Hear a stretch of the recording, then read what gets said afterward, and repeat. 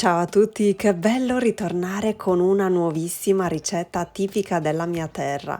Sono molto orgogliosa di presentarvi i mustazzoleddus de Mendula, un dolce tipico appunto della Sardegna e preparato in onore delle festività, ma adatto ad ogni occasione. Si tratta di piccoli mostaccioli di mandorle a forma di rombo, decorati con sagappa, la tipica glassa bianca sarda, e decorati o con la ghiaccia reale o, come ho fatto io, per renderli più golosi, con il cioccolato fondente.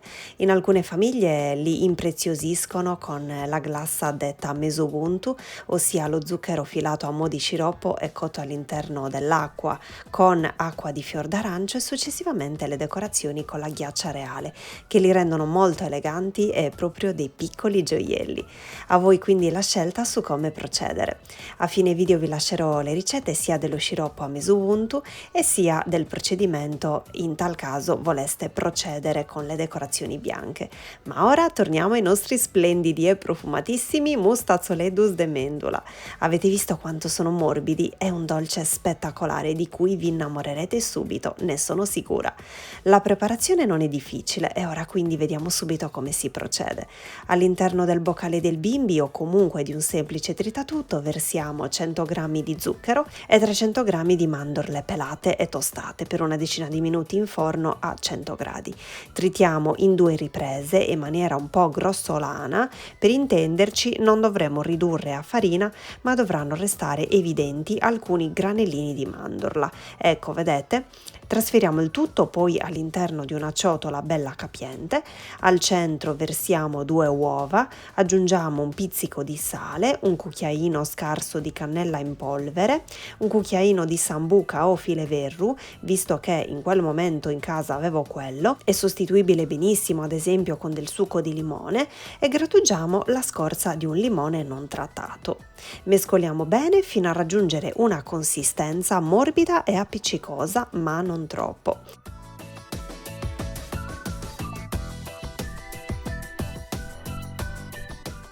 Il nostro composto è pronto e lo mettiamo a riposare per 30 minuti.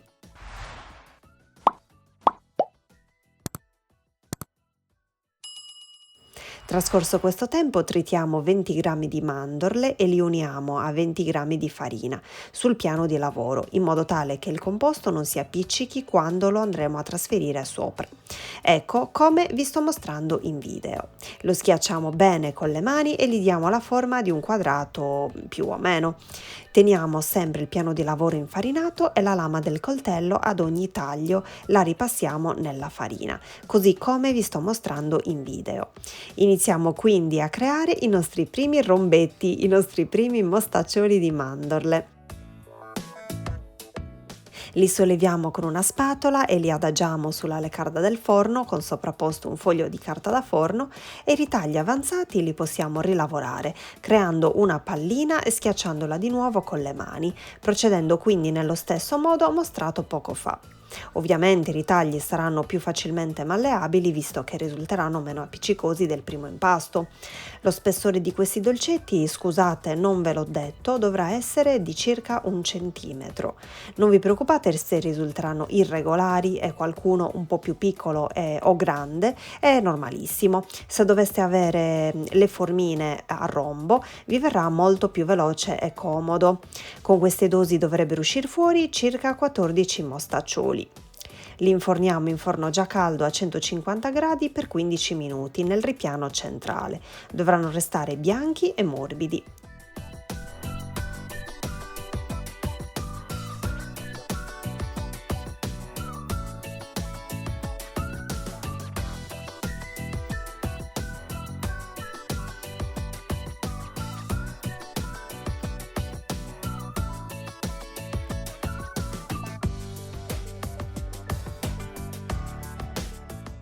Eccoli qui appena sfornati. Vi faccio vedere subito l'interno e quanto sono morbidi al taglio. Che profumino hanno rilasciato in tutta la casa. Sono irresistibili, anche così senza nessun tipo di glassa o decorazione. Se non mi fossi imposta di fermarmi, me li sarei mangiati tutti così semplici. Che golosona! Attenderemo che si freddino e nel frattempo ci occuperemo della glassa bianca. All'interno di una ciotola versiamo l'albume grande, 2 gocce di limone filtrate e iniziamo a montare con le fruste elettriche. Quando inizierà a formarsi una leggera schiumetta aggiungeremo 100 g di zucchero al velo. E piano piano, così gradualmente, come vi sto mostrando in video. Dovremo ottenere un composto bello denso e appiccicoso. Una volta pronta e una volta freddi i nostri mostaccioli, li immergeremo uno ad uno capovolti così tenuti da 2 dita all'interno del sagappa. Li teniamo immersi per qualche secondo, li solleviamo e attendiamo qualche secondo prima di capovolgerli al dritto in modo tale da far aderire per bene la glassa. Sistemiamo i bordi con l'aiuto di un pennellino e adagiamo i dolcetti sul piatto. Procediamo così fino a glassarli tutti. Se dovesse avanzare un po' di glassa non vi preoccupate, potrete conservarla nel frigorifero ed utilizzarla per qualche altra preparazione. Durerà circa 3 giorni. Una volta pronti li metteremo ad asciugare tutti vicino ad una finestra aperta, quindi dovranno restare all'aria per qualche ora. E guardate che belli anche così, sono super invitanti.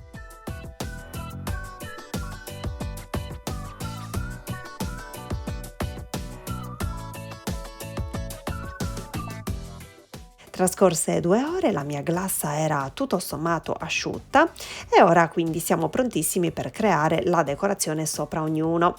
Ho sciolto 20 grammi di cioccolato extra fondente all'interno del microonde, l'ho inserito all'interno di una sacca poche e con un movimento rapido ho creato, secondo il mio gusto personale, queste ondine di cioccolato al centro e piccoli pallini ai lati, ma voi siete liberissimi di decorarli secondo la vostra fantasia. E procediamo quindi in questo modo.